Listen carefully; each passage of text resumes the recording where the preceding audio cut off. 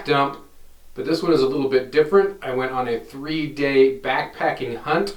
What I'm going to do is empty the contents of this bag and decide on what stays and what goes based on my last experience. And we'll have a good discussion about some philosophy, at least how I see it. Let's start with the tripod. Yes, definitely I'm going to take that one again because of the glassing via scope and or this piece right here. We'll talk about that in a second.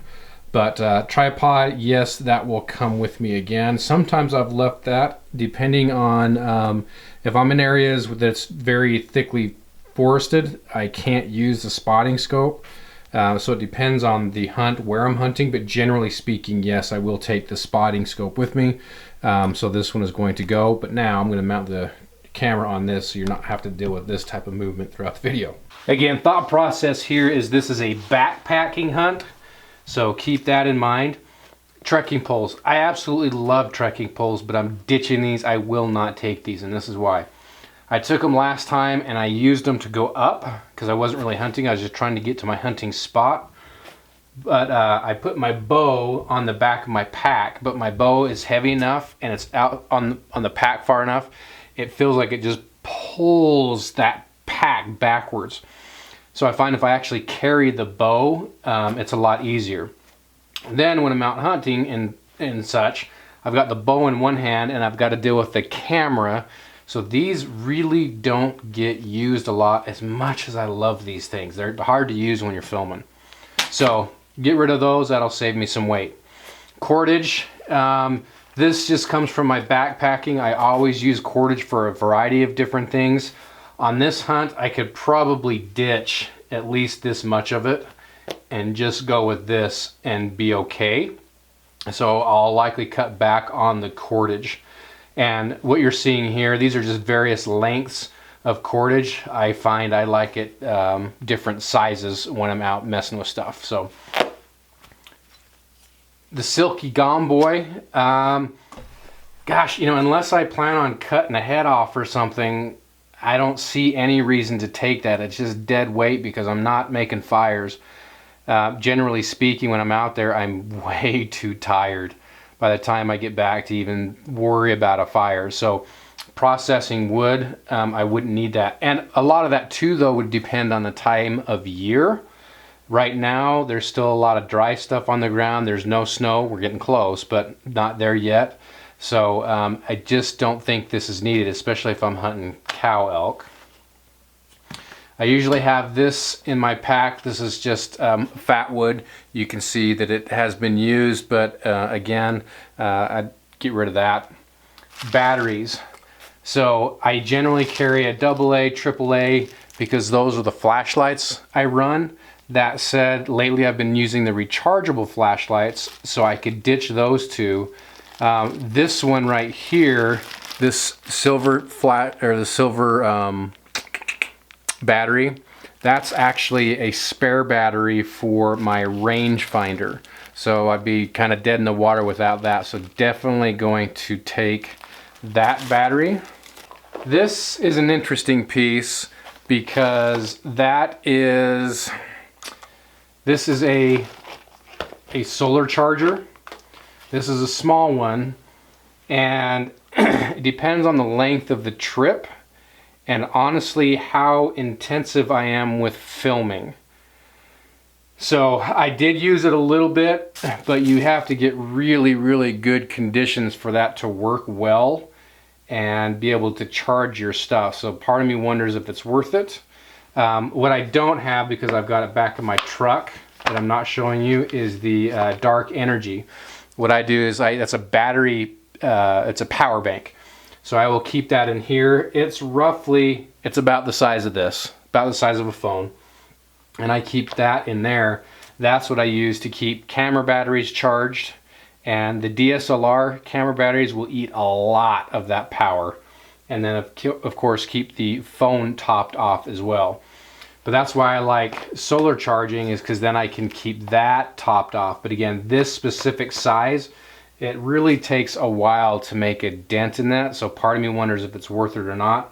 I have one bigger than this, but it's It's big and it's heavy. I will take it, again, depending on the length. So this one, it's either going to be just an overnight, so a 2-day hunt trip, possibly a 3. If we're doing overnight, I'll probably end up taking it. But you can see I'm kind of on the fence with this and its usefulness really out there. I'll take it and then I'll continue to flesh that out in future trips to decide if it's really worth it or not.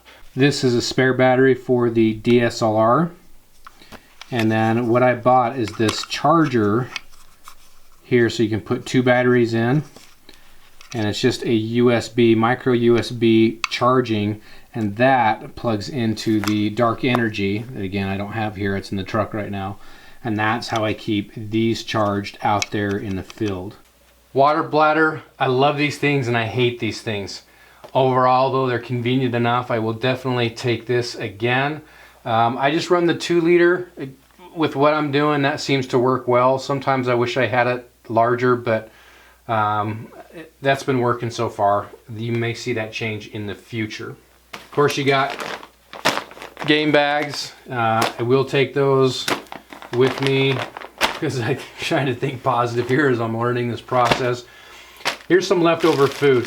What I find about the food, interestingly enough, is I always come back with more food than I thought. I always plan for breakfast, lunch, dinner, and then I plan for snacks in between those. And really what I'm trying to do is make sure I keep my calories up, because you're hiking a ton.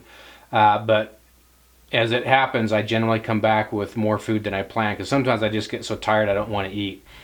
When I do eat, and I eat everything that I planned, I can definitely tell that it makes a difference. Because I've been backpacking for so long, a lot of that stuff carries over and is very relevant.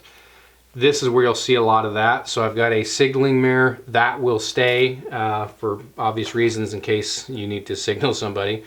Compass. So I will always carry a compass with me. I've been, this year, or since I've been hunting, I use this a lot because of Onyx Hunt. That has been a big one because I drop markers of where I'm seeing things, so hopefully I can tell a story over time. But for me, it doesn't replace just a good old compass. This can fall, it can crack, it can stop working for whatever reason. The electronics don't rely on these. And then of course, map. It will take that with me as well for the backup information. And sometimes I just like having a map to orient it. I have a hard time with the GPS orienting it. In some instances I find that I need that, but generally speaking it works very well. Whistle, space blanket there, and this is, there we are.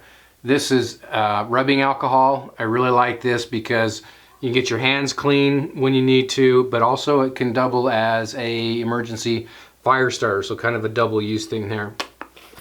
This is a first aid kit, so I got all my small first aid kit in there.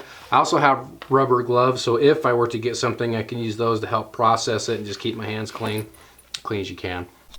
So we've had a lot of discussions in the comments about this actually, but this is, you mount it to your spotting scope, and then you put your phone in here and then take video.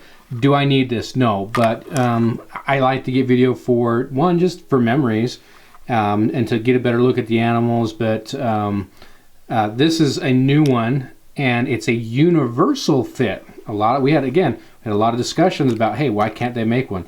So I actually found one. Sorry, I can't remember the brand, and I don't see the name on here, which you'd think they would do that to help market themselves. But so far I've really liked this one, and then down the road, if I change phones, guess what? I don't have to buy another one of these. So I like that concept a lot better.